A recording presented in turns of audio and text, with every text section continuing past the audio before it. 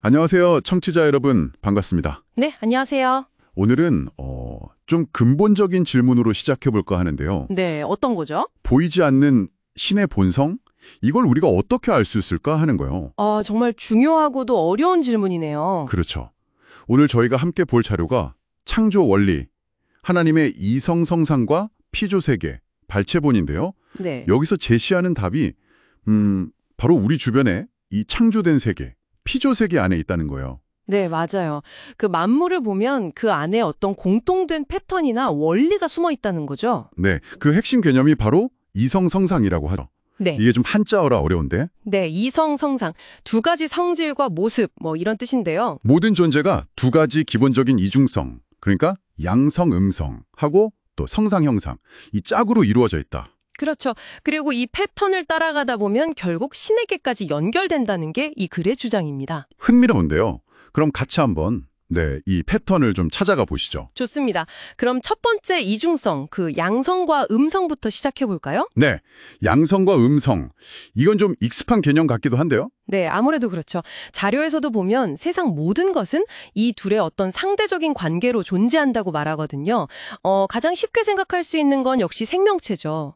아, 그렇죠. 식물의 수술, 암술, 동물의 수컷, 암컷 이런 거요? 네, 바로 그거죠. 창세기 이야기도 나오잖아요. 하나님이 아담, 남자를 만드시고 그 짝으로 해와, 여자를 만드셨다는. 아, 네네. 성경 구절도 인용하는군요. 남성, 여성은 딱 와닿는데 근데 자료에서는 이게 아주 작은 원자단이나 아니면 심지어 추상적인 개념에도 적용된다면서요. 네, 맞아요. 예를 들어 안과 밖이라든지 앞과 뒤 같은 그런 개념 쌍들이요. 그게 어떻게 같은 원리라고 볼 수 있을까요? 조금 더 설명해 주시면. 핵심은 상대적인 조화라고 할 수 있을 것 같아요. 뭐랄까, 자석의 N극, S극처럼요. 서로 당기거나 밀면서 균형을 이루는 두 가지 힘 혹은 성질. 아, 네. 그렇게 생각하면 좀 쉽죠. 원자만 해도 양전하를 띤 핵이 있고 그 주위를 도는 음전하 전자가 있잖아요. 그렇죠. 이 둘이 결합해서 안정된 성태를 이루는 것처럼 형태는 달라도 서로를 필요로 하고 또 보완하는 두 요소가 짝을 이뤄서 어떤 존재의 기본 단위를 만든다. 이런 공통점이 있다는 거죠. 그렇군요. 형태는 달라도 상호 보완적인 짝이라는 거. 네. 심지어 사람 안에도 남성성, 여성성이 같이 있다고 하잖아요. 그러니까 아주 보편적인 원리라고 보는 거예요. 아하, 이해가 됩니다. 보편적인 원리. 좋습니다. 그러면 이제 두 번째 이중성으로 넘어가 볼까요? 네. 성상과 형상. 이건 또 뭔가 새로운 느낌인데요. 네, 맞아요. 이건 또 다른 차원의 짝인데 모든 존재가 가진 보이지 않는 내적 성질. 이게 성상이고요. 내적 성질. 네. 그리고 보이는 외적 형태. 이게 형상입니다. 아, 성상과 형상. 내적인 것과 외적인 것. 그렇죠. 가장 쉬운 예가 바로 우리들이죠. 사람. 우리한테는 눈에 안 보이는 마음이 있잖아요. 그게 성상이고 마음이 성상. 네. 그 마음에 깃들어 있는 우리 몸. 이건 형상이죠. 근데 이 자료에서는 이 둘이 그냥 따로 있는 게 아니라 마음이 몸에 영향을 주고 또 몸이 마음 상태를 드러낸다. 이렇게 설명해요. 서로 영향을 주고받는군요. 관상이나 손금 같은 것도 혹시? 네, 그런 것들도 이런 원리에 어느 정도 바탕을 두고 있다고 볼 수 있겠죠. 그렇군요. 그럼 성상은 속마음, 본질 같은 내적인 거. 형상은 겉모습, 형태 같은 외적인 거.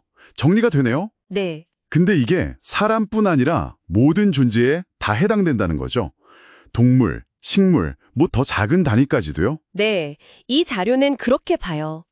동물이나 식물도 다 생존하고 번식하려는 그런 내적인 목적, 즉 성상이 있고 그 목적을 이루기 위한 몸, 형상을 가지고 있다는 거죠. 더 나아가면 물질을 이루는 근본 에너지조차도요. 어떤 입자를 만들려는 보이지 않는 방향성, 이게 성상이고 그 결과로 나타나는 어떤 에너지의 형태, 이게 형상이라고 보는 거예요. 에너지까지요? 와, 되게 근본적으로 파고드네요. 그렇죠.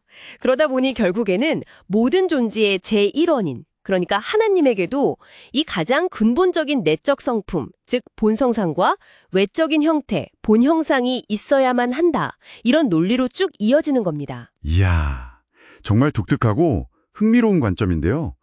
그러면 그 두 가지 이중성 있잖아요. 양성, 음성, 그리고 성상, 형상. 이게 하나님 안에서는 어떻게 존재한다는 걸까요? 자료에 때리면요. 하나님의 그 본성상과 본형상, 이 각각 안에 완전한 양성, 그러니까 남성성과 음성, 여성성이 조화롭게 다 들어있다고 합니다. 각각 안에 다요? 네. 근거로는 아까 잠깐 언급된 창세기 1장 27절, 하나님이 자기 형상, 곧 하나님의 형상대로 사람을 창조하시되 남자와 여자를 창조하시고 이 구절을 들어요. 아, 남자와 여자를 창조하셨다는 구절. 네. 그래서 하나님은 이 두 쌍의 이중성, 그러니까 양성, 음성과 성상, 형상이 완벽하게 하나로 중화된 주체다. 이렇게 설명하는 거죠. 와, 그럼 이 세상, 창조된 세계는 그 하나님의 이중성을 비추는 거울 같은 존재다 이렇게 보는 건가요? 정확합니다. 그렇게 보는 거죠. 특히 인간은 그 모습을 직접적으로 닮았으니까 형상적 반영체 혹은 괴성진리체라고 하고요. 형상적 개성진리체. 그리고 다른 만물들은 상징적으로 닮았다고 해서 상징적 반영체 혹은 괴성진리체라고 표현해요. 아, 인간은 직접적이고 만물은 상징적이고. 네. 그래서 하나님과 피조세계의 관계는 보이지 않는 성상이신 하나님과 보이는 형상인 피조세계. 이런 관계라는 거예요. 네. 뭐 원인과 결과, 주체와 대상 이런 관계로도 볼 수 있고요. 아하. 우리가 하나님을 아버지라고 부르는 것도 하나님이 만물의 근원이 되는 성상적인 또 주체적인 존재이기 때문이다. 뭐 이렇게까지 설명합니다. 그렇군요. 아버지라는 호칭의 근거까지 연결되네요. 네. 이 설명을 쭉 듣다 보니까 혹시 동양 철학의 음양 사상과도 좀 비슷한 점이 있는 것 같아요. 태극에서 음양이 나오고 만물이 생겨났다. 이런 관점이랑요. 자료에서도 이걸 좀 다루나요? 네, 맞아요. 마지막 부분에서 그 비교를 하는데요. 유사점이 분명히 있다고 인정해요. 태극이 있고 음양이 있고 만물이 나온다는 거. 네. 근데 차이점도 명확히 지적합니다.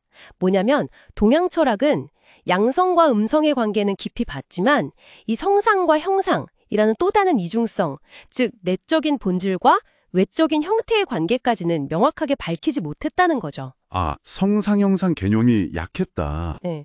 그래서 우주의 근원을 어떤 인격적인 신으로 인식하는 데까지는 나아가지 못했다. 이렇게 분석을 하더라고요. 그렇군요. 흥미로운 비교네요. 자, 그럼 오늘 이 모든 이야기가 청취자 여러분께는 어떤 의미로 다가갈까요?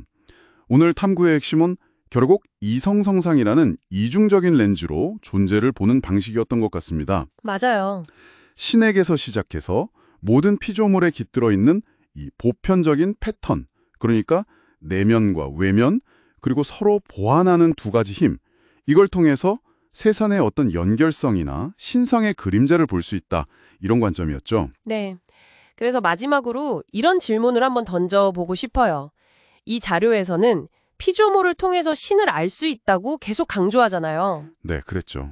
만약에요, 여러분께서 주변 세상이나 혹은 자신의 경험 속에서 오늘 이야기 나눈 이 이중성의 패턴들 있잖아요. 뭐 내면과 외면이라든지 아니면 양성, 음성 같은 보완적인 힘, 주체와 대상 관계 같은 것들 이런 걸 한번 의식적으로 찾아보신다면 그게 세상을 이해하는 방식에 어떤 변화를 가져다 줄 수 있을까요?